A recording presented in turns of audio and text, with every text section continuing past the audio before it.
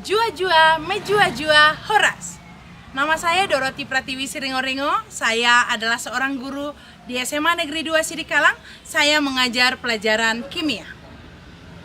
Saya ingin menampilkan video praktik baik dalam pembelajaran berdiferensiasi dengan metode praktikum dalam materi larutan elektrolit dan non-elektrolit.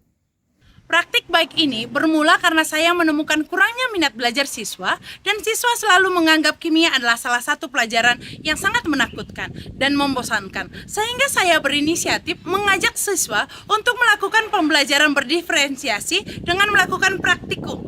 Sehingga siswa secara langsung melihat hasil dengan nyata, bukan hanya dengan teori saja. Pembelajaran berdiferensiasi dapat kita lakukan dengan beberapa strategi. Yang pertama, diferensiasi konten. Yang kedua, diferensiasi proses. Yang ketiga, diferensiasi produk. Selamat pagi. Selamat pagi. Selamat pagi semuanya. Sebelum kita memulai pelajaran kita, mari kita berdoa. Siapa yang memimpin doa? Oke, Lolo, silakan pimpin doa. Baiklah teman-teman, sebelum kita mulai pembelajaran, saya ingin berdoa. Terima kasih Tuhan atas berkat sampai hari ini. Adakah yang tidak hadir hari ini? Semuanya datang hadir ya? Hadir ya? Oke, bagus sekali. Pembelajaran berdiferensiasi adalah pendekatan pengajaran yang dirancang untuk memenuhi kebutuhan belajar yang beragam dari siswa di dalam kelas yang sama. Tujuannya adalah untuk memungkinkan setiap siswa belajar sesuai dengan tingkat kemampuan, minat, gaya belajar, dan kebutuhan mereka sendiri. Pembelajaran berdiferensiasi tidak hanya berfokus pada produk pembelajaran, tapi juga berfokus pada proses dan konten atau materi. Ibu akan mentes ya dengan cara memberikan pretest, ya. Ibu akan berikan perorangan. Silakan kerjakan, ya. Oke. Setelah saya melakukan pretest atau uji awal, saya melihat perbedaan kemampuan yang terjadi pada setiap anak. Sehingga saya di dalam kelas ingin mengembangkan pembelajaran secara berdiferensiasi dengan menggunakan metode praktikum atau eksperimen. Dalam metode pembelajaran ini berpusat pada siswa dengan menitik beratkan pada aktivitas peserta didik melalui percobaan. Dan dalam metode ini, siswa terjun langsung dalam praktikum sehingga proses pembelajaran nyata dan bukan teori saja. Sehingga hasil pembelajaran lebih baik lagi.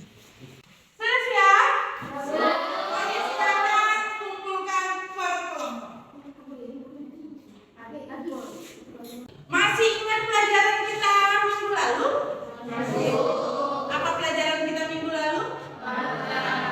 Larutan. Tentang larutan ya. Oke, kita review dulu pelajaran kita. Apa yang dimaksud dengan larutan ya? Masih ingat? Oke, Prisma.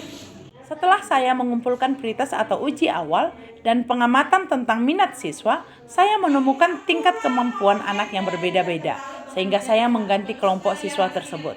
Saya menyusun kelompok anak tersebut berdasarkan kemampuan anak.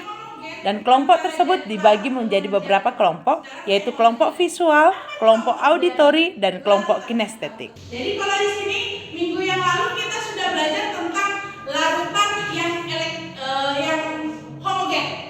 Jadi ada larutan gula, ada larutan garam, ada larutan cuka, banyak sekali, kan gitu ya? Oke, hari ini kita belajar dengan topik.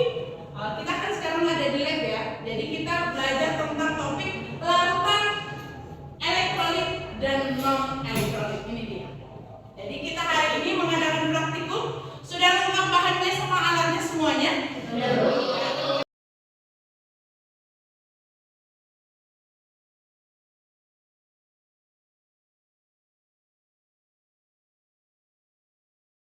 Oke, di sini ada gambar 1 dan gambar yang 2. Coba kita lihat semuanya. Apa yang bisa kau lihat dari gambar 1 dan gambar 2 ini? Oke, siapa bisa membuat apa yang bisa kau amati dari gambar 1? Oke, ya. Ketika saya menampilkan gambar di Infocus terkait pelajaran larutan elektrolit dan non-elektrolit, maka siswa mengamati dan memberi tanggapan tentang apa yang saya tampilkan.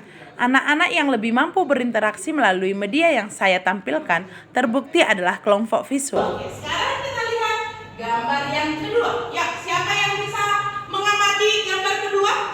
Oke, Anastasia. Jadi kan Bu, gambar kedua itu gambar orang lagi nangkap ikan pakai alat setrum. Yang selanjutnya di sini sudah ada rangkaiannya, sudah ada bahan-bahannya tiap kelompok ya.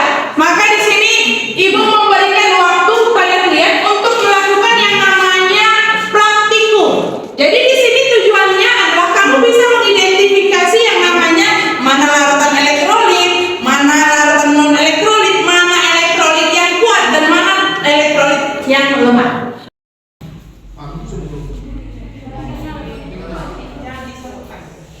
Oke, ini larutan apa? Ini larutan garam. Coba kau lihat, ini lampunya nyala terang, redup atau mati? Ada gelembung gas? Ada kulit tidak? Ada. Soalnya ada. Ada.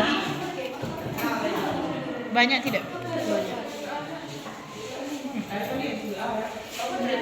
Setelah siswa selesai mengerjakan praktikum, maka siswa melanjutkan mengerjakan LKPD atau lembar kerja peserta didik.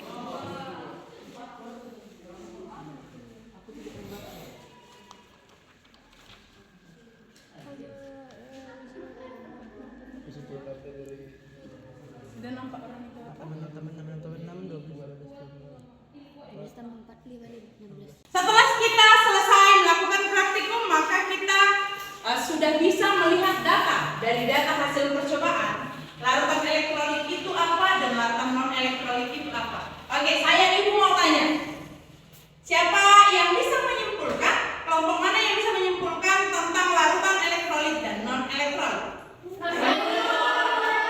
Semua saya. Oke, nah kita kasih kelompok satu dulu, Anastasia ya. Oke, kelompok satu maju dulu. Selamat pagi teman-teman. Pagi. Kami dari kelompok 1 akan menyimpulkan dari hasil praktikum kita hari ini, yaitu mengenai larutan. Teman-teman. Baik. Jadi di sini kami akan menyimpulkan hasil dari praktikum kita pada hari ini. Oke, tadi kita sudah melakukan percobaan atau praktikum dan juga sudah saya terangkan. Maka ini nanti Ibu saya akan mentes yang namanya kemampuanmu sejauh mana dengan menggunakan yang namanya quizzes ya. Oke, semuanya lihat ke depan. Silakan masuk anak-anak Ibu. Ini dia 442037. Kita mulai yuk. Ya, lihat semuanya handphonenya, kita mulai.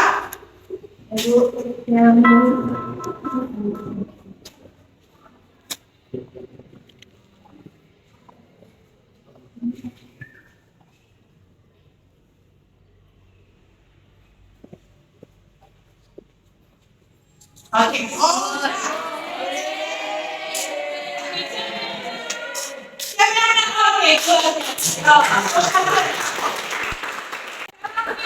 mengambil kesimpulan dari hasil praktikum kita hari ini. Berarti larutan itu terbagi atas dua.